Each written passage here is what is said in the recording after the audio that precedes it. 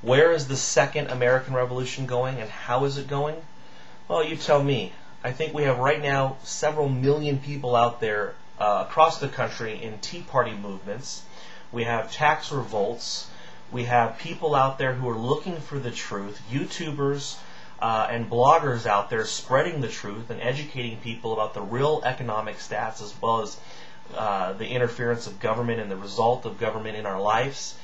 I mean, who would have thought 5 years ago, 10 years ago, that we would have end the Fed rallies at all these central banks? And I'm not talking about, 20 people showing up like 10 years ago or 200 people. I'm talking about thousands of people showing up to these end the Fed rallies.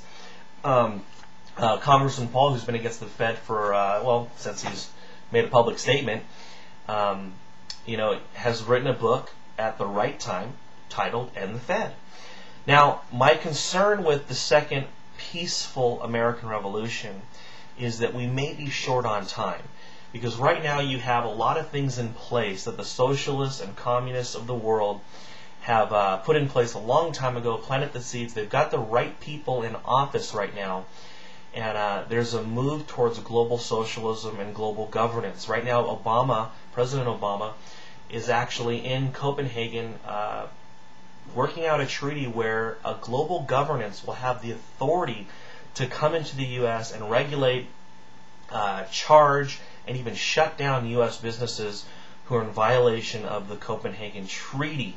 I always ask these people who are obsessed with global warming and stuff, if it's the right thing to do to cut down on pollution, which I do believe, regardless of what you believe on global warming or not, it's the right thing to do to cut down on pollution when you can. If it's the right thing, why can't we just do it then? Let's do it. Why do we need to hold hands with the whole world and all step on the plank together? But that's what's going on. I fear for U.S. sovereignty, U.S. independence, as well as the Constitution, as if the Constitution hasn't taken enough hits over the last 100 years. I've written a letter to several generals. Why have I written a letter to them? I believe it is pointless to write a letter to senators and congressmen. They get a lot of mail as it is. I don't think the generals are getting a lot of letters. And I also think we've exhausted the campaigns for Congress and stuff. I think we're going to vote. We're going to continue educating people. We're going to continue that path. But I think it's also time to look to the generals for some help. So I've written a letter to the generals. Of course, I've bridled my tongue in this letter because you never know who's reading this stuff or watching this video, and I encourage you to bridle your tongue on the comments. Well, check out the letter. Tell me what you think, or tell me what, or don't say anything if you don't feel comfortable commenting on the letter. Trying to think of what else I was going to say. Oh, as far as trusting the military, I absolutely trust our generals and I trust our military. These guys, they join. Most of them are average Joes who join the military. They give a life of service.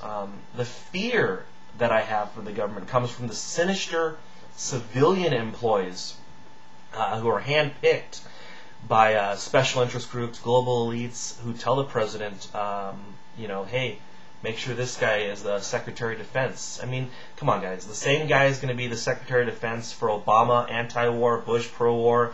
The same guy who's going to be in charge of our entire economy for Bush, the supposed conservative, and Obama, the socialist.